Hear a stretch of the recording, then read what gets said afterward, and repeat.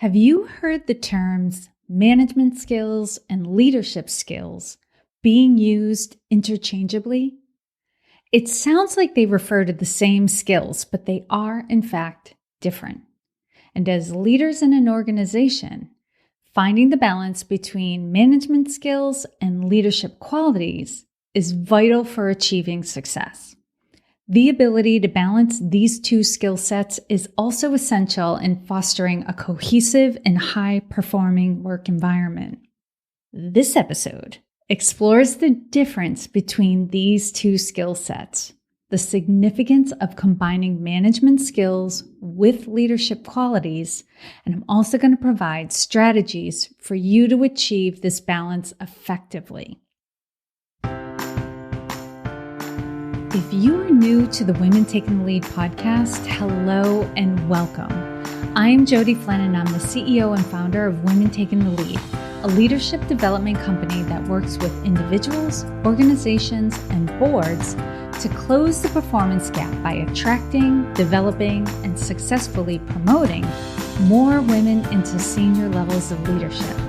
These benefits are realized through coaching, consulting, leadership development programs, and keynotes. If we are not already connected on LinkedIn, please send me an invitation to connect. You can find me directly at linkedin.com/in/Jody Flynn, or you can search on the platform for Jody Flynn.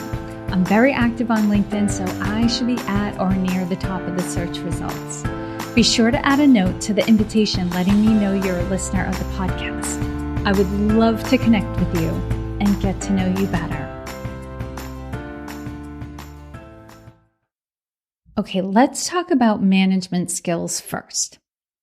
Management skills are critical for ensuring efficiency, productivity, and the achievement of stated goals within any organizational setting.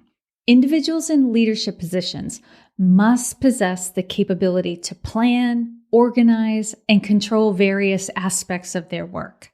This includes setting clear objectives, allocating resources, creating budgets, and optimizing workflows.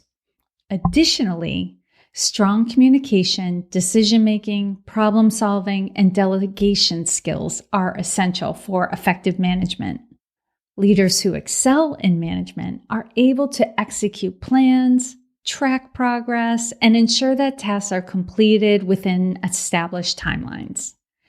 The structure and discipline provided by management skills contribute to a well-organized and goal-oriented approach, right? Everyone knows what to do, how they're going to do it, how to proceed, and by when they need to have it all done.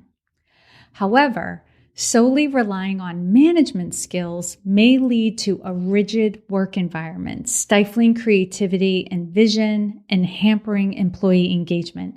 I am sure along our journey, we have all reported to somebody who was really good at managing, but not that great at leadership qualities.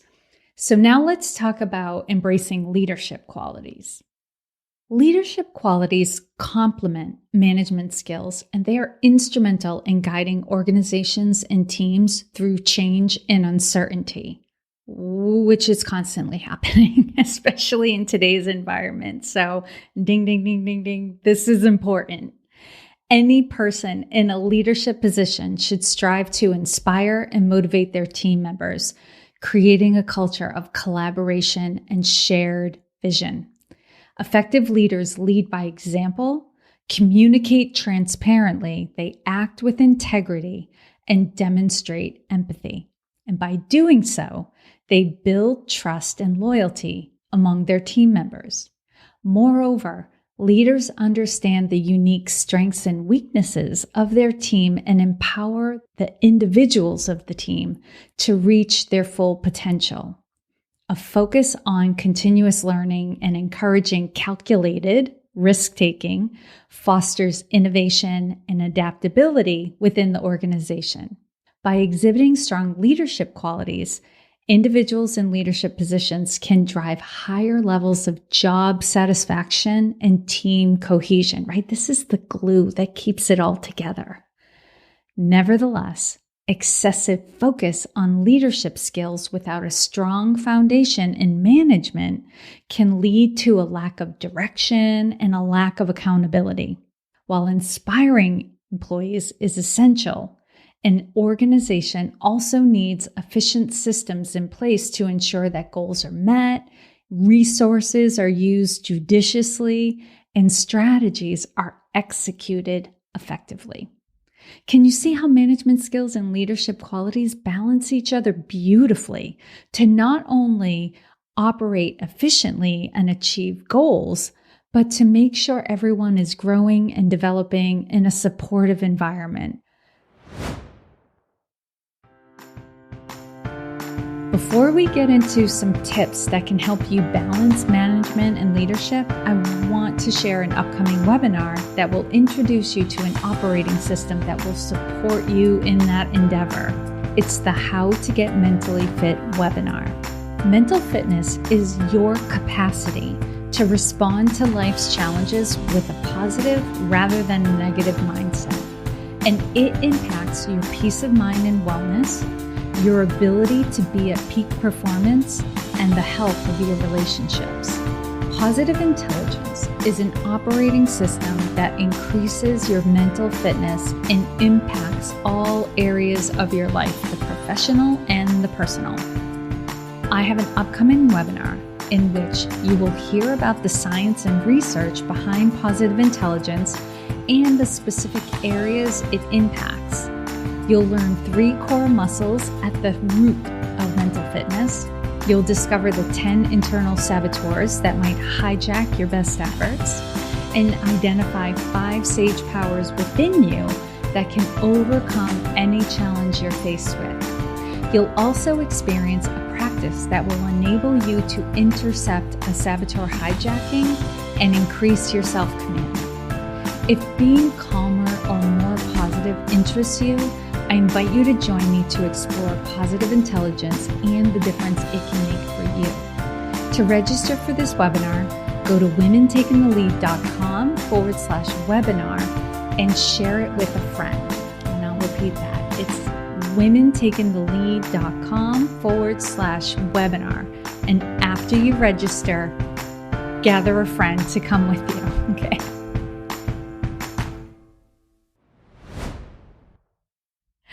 All right, let's now talk about strategies for balancing management and leadership. First, start with a focus on self-awareness and your own personal growth. Individuals in leadership positions benefit from engaging in regular self-assessments to identify their strengths and areas for improvement in both management and leadership domains. I have a free leadership inventory if you're interested in that you can take to identify your own areas of growth. You can find the link to take that inventory right in the show notes in the podcast app or right on the homepage of the Women Taking the Lead website. So it's right at womentakingthelead.com if that interests you. Focusing on growth in these areas will lead to more well-rounded and effective leadership. Second, empower a competent team. Delegating responsibilities to capable team members allows you to concentrate on strategic leadership. A strong team can handle the day-to-day operations, which then enables you to focus on the long-term objectives and the overall team development. I can't tell you how many leaders I coach who often say they don't have time to work on their own responsibilities or to have those regular one-on-one meetings with their team, which is vital for team development, right? So think of it this way. You are not only empowering, you're developing future leaders by delegating to your team. Frees up time, and it's a win-win for everybody. Third, cultivate a culture of innovation. Encourage creativity and out-of-the-box thinking among team members, right? Emphasize brainstorming sessions or other initiatives that nurture innovative ideas within the organization, right? be open to some new ideas, new ways of doing things that actually could, solve many problems and break into new areas for your team or for the organization. 4, commit to continuous learning, right? The first step was to be self-aware about your strengths and areas of growth. Well, this kind of puts it into action. Leaders should actively seek opportunities to expand their skill set and knowledge base. Participating in workshops, leadership development programs, and relevant educational pursuits will enhance your leadership capabilities. Plus, in some group programs, there's also the bonus of connecting and networking with other people who may have similar levels of responsibility as you, and you can tap into what are their best practices, what are their lessons learned. So much can be gained by talking with other people who are at the level of leadership that you are at, or a little further ahead as well. 5th, lead with empathy and emotional intelligence, right? Understand and address the needs and concerns of team members. Leaders who exhibit empathy and emotional intelligence create a positive work environment and a sense of belonging, and that leads to higher levels of engagement and productivity. 6, establish clear goals and metrics. Ensure that organizational and team objectives are well-defined, very clear, everyone understands them, and that they are measurable.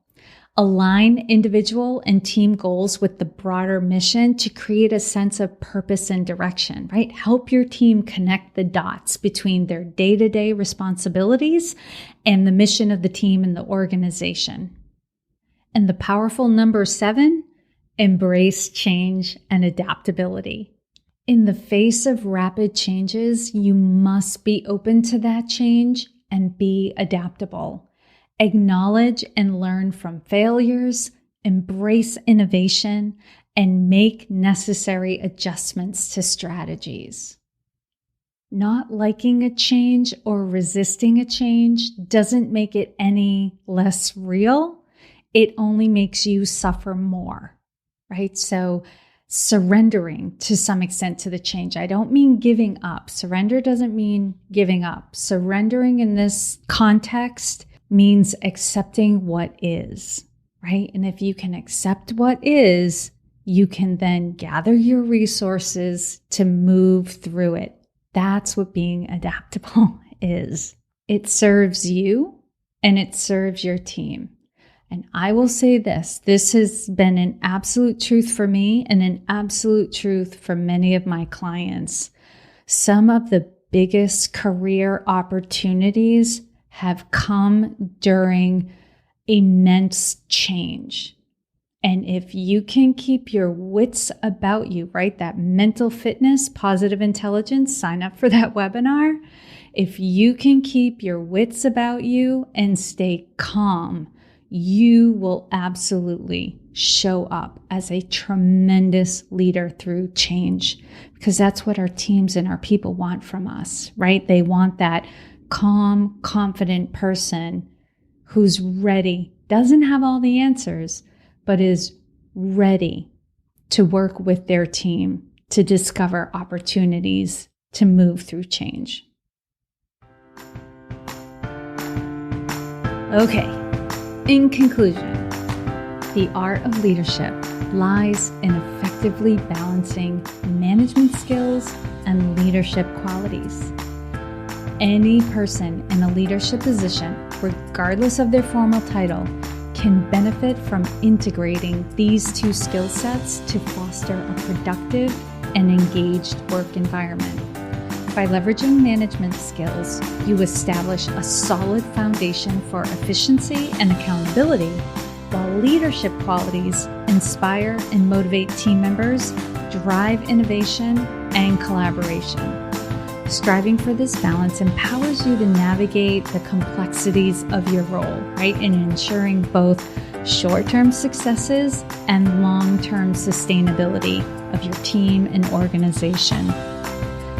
by constantly developing these skills and embodying a balanced approach, you can lead your team to achieve remarkable results and drive continuous growth. I would love for you to share your thoughts. The best way to do that is to head over to the post that corresponds with this episode on LinkedIn, and let's have a conversation there. I'm so curious about your take on balancing management skills with leadership qualities. And as always, I hope this was of value to you, and here's to your success.